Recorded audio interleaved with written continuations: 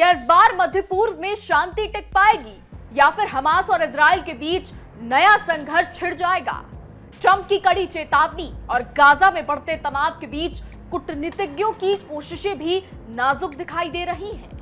हर पल हालात बदल सकते हैं और ये देखना बाकी है कि क्या संघर्ष विराम वास्तविक रूप में लागू होगा या फिर नई तबाही की शुरुआत होगी। नमस्कार, आप देख रहे हैं इंडिया डेली का डिजिटल प्लेटफॉर्म और मैं हूं आपके साथ तान्या त्यागी। नमस्कार, मैं हूं इशिका त्यागी।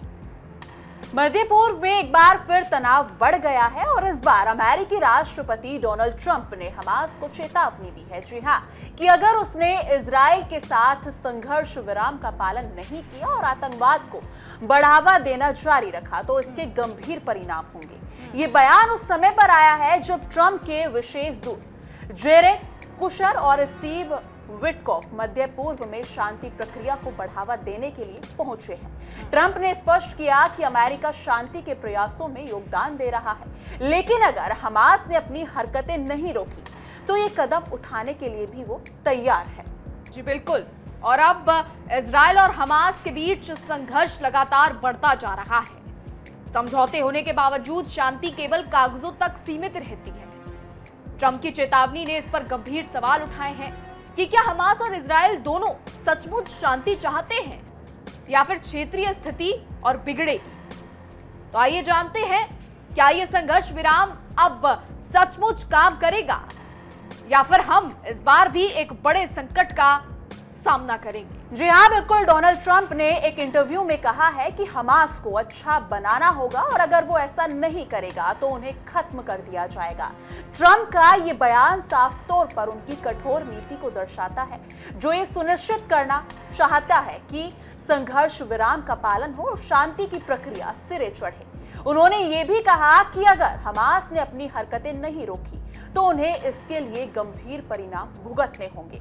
लेकिन देखने वाली बात यह भी है कि डोनाल्ड ट्रंप ने अभी हालिया पाकिस्तान और भारत के हमले को लेकर भी उन्होंने एक बयान दिया था, जिसमें उन्होंने कहा था कि उन्होंने उनका युद्ध रुकवाया है। लेकिन अब वहीं पर डोनाल्ड ट्रंप यहां पर भी ये स्टेटमेंट दे रहे हैं कि कहीं ना कहीं उनकी वजह से ये युद्ध रुक सकता है। लेकिन ये देखना होगा कि कितना कारीगर होता है डोनाल्ड ट्रंप का ये स्टेटमेंट। बिल्कुल, भारत पाकिस्तान को लेकर तान्या आपने बिल्कुल सही बात कही कि डोनाल्ड ट्रंप ने इस तरीके के बयान दिए थे। लेकिन इस बीच में आपको यह भी बता दूं कि भारत अपना रुख साफ कर चुका है। भारत डोनाल्ड ट्रंप के इस बयान पर स्पष्टीकरण दे चुका है। अब आगे बढ़ते हैं और आपको खबर बताते हैं। तो अब आपको ये बता दें कि डोनाल्ड ट्रंप का ये बयान सीधे तौर पर हमास के लिए एक चेतावनी था कि अब अमेरिका और उसके सहयोगी देशों का धैर्य खत्म हो सकता है। ट्रंप ने कहा कि हमास को अब कोई और मौका नहीं मिलेगा। उनके मुताबिक शांति प्रक्रिया को बलपूर्वक लागू करना ही इस समय का सबसे बड़ा उद्देश्य है। हालांकि ट्रंप ने यह भी साफ किया कि अमेरिका फिलहाल सैनिकों को तैनात करने का विचार नहीं कर रहा है, लेकिन अगर स्थिति बिगड़ी तो उसका जवाब जल्दी और सख्ती से दिया जाएगा।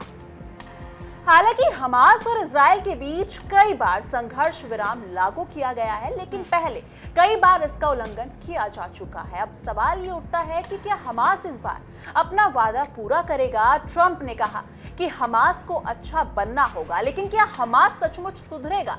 ये एक बहुत बड़ा सवाल है अपने आप में। बिल्कुल, ट्रंप के इस बयान के बाद हमास को यह समझना होगा कि अब समय बदल चुका है। इजराइल ने भी कई बार चेतावनी दी है कि अगर हमास ने हिंसा और दहशतगर्दों की गतिविधियों को बढ़ावा दिया तो उसे कड़ी सजा का सामना करना पड़ेगा। हालांकि हमास ने वादा किया है कि वो हिंसा को रोकेगा और संघर्ष विराम का पालन करेगा, लेकिन कई बार ये वादे सिर्फ बयानबाजी तक सीमित रहे हैं। क्या इस बार हमास अपनी बातों पर कायम रहेगा? ये देखने वाली बात होगी। लेकिन देखने वाली बात यह भी होगी कि ट्रंप की इस बात से कौन सा देश सहमत होता है, क्योंकि ट्रंप अभी हाल ही में उन्होंने काफी ऐसे बयान दिए हैं जिससे काफी देश अग्री भी कर रहे हैं और नहीं भी कर रहे हैं। ये काफी दिलचस्प होने वाला है अपने आप में। लेकिन इजराइल ने अपनी ओर से भी हमास को गंभीर चेतावनियां दी हैं। हाल ही में इजराइल ने गाजा में मानवीय सहायता अस्थायी रूप से रोक दी थी। इसका कारण बताया गया कि हमास ने इजरायली सैनिकों पर हमला किया था। इस कदम ने दोनों पक्षों के बीच तनाव को और बढ़ा दिया है। बिल्कुल तान्या, अब देखिए तान्या, देखने वाली बात यहाँ पर यह है कि इजराइल की सरकार ने कहा है कि ये कदम मजबूरी में उठाया गया था, क्योंकि हमास द्वारा सैनिकों पर हमला करना एक गंभीर उल्लंघन था। लेकिन इस कदम ने फिर से शांति की प्रक्रिया को खतरे में डाल दिया है। इजराइल के प्रधानमंत्री नेतन्याहू ने स्पष्ट किया कि अगर हमास ने फिर से किसी प्रकार की हिंसा की तो उसे बहुत भारी कीमत चुकानी पड़ेगी। जी हां, बिल्कुल सही कहा, क्योंकि इजराइल में ट्रंप के दूत जेरेड कुशर और स्टीव विटकॉफ की मुलाकातों का उद्देश्य शांति प्रक्रिया को मजबूत करना था। वो इजरायली नेताओं के साथ मिलकर 20 चरणों की शांति योजना पर काम कर रहे हैं। इस योजना का प्रमुख उद्देश्य आतंकवाद और हिंसा को रोकने और दोनों पक्षों के बीच विश्वास बहाल करना है। जी बिल्कुल, कुशवर और विटकॉफ की मुलाकातों में इजराइल के पीएम नेतन्याहू और अन्य वरिष्ठ अधिकारियों से गंभीर बातचीत हुई। इन बैठकों में शांति समझौते के अगले चरण पर चर्चा की गई, जिसमें हथियारों की समाप्ति, बंधकों की वापसी और गाजा में नागरिक सुरक्षा को प्राथमिकता देना शामिल था। ये मुलाकातें इस बात को और साफ करती हैं कि ट्रंप प्रशासन पूरी कोशिश कर रहा है कि समझौता लागू हो और संघर्ष विराम सफल हो। जी हाँ, बिल्कुल सही कहा। गाजा में मानवीय संकट लगातार बढ़ रहा है। नागरिकों को भोजन, पानी और दवाइयों की कड़ी जरूरत है। इजराइल द्वारा मानवीय सहायता रोकने के बाद स्थिति और जटिल हो गई है।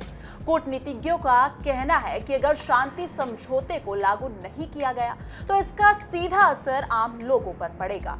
जी हाँ, बिल्कुल, शांति के बिना गाजा में स्थिति और बिगड़ सकती है।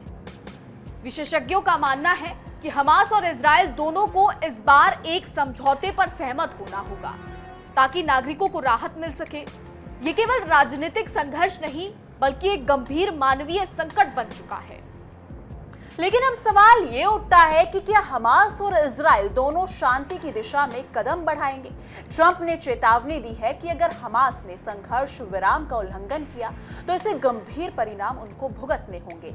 हालांकि क्या हमास अपनी पुरानी आदतों से बाहर आएगा, ये कहना मुश्किल है। और दूसरी ओर इजराइल को भी ये समझना होगा कि अगर वो हमास के साथ बातचीत करने की बजाय उसे पूरी तरह से दबा के रखेगा तो ये स्थिति और भी बिगड़ सकती है। इस समय शांति को बनाए रखने के लिए मध्य पूर्व के अन्य देशों की भूमिका भी अहम हो सकती है, क्योंकि मिस्र, कतर और संयुक्त राष्ट्र जैसे संगठन शांति प्रयासों को आगे बढ़ाने में मदद कर सकते हैं। अगर इन देशों ने इजराइल और हमास के बीच बातचीत को सकारात्मक दिशा में मोड़ा तो शायद एक स्थिर समाधान की ओर बढ़ सके। लेकिन ये सब इस बात पर निर्भर करेगा कि दोनों पक्ष इस संघर्ष विराम को लेकर कितने गंभीर हैं। बिल्कुल, ये समय न केवल इजराइल और हमास के लिए बल्कि पूरे क्षेत्र के लिए निर्णायक है। अगर हमास ने सुधरने का कोई संकेत नहीं दिया तो उसे गंभीर परिणाम भुगतने होंगे। तो क्या हमास और इजराइल इस बार शांति के रास्ते पर चलेगा या फिर एक और युद्ध की आहट सुनी जाएगी? आपकी क्या राय है इस मुद्दे पर? कमेंट सेक्शन में जरूर साझा कीजिएगा। बाकी देखते रहिए इंडिया डेली के डिजिटल प्लेटफॉर्म पर तहकीकात, हर खबर की तह तक।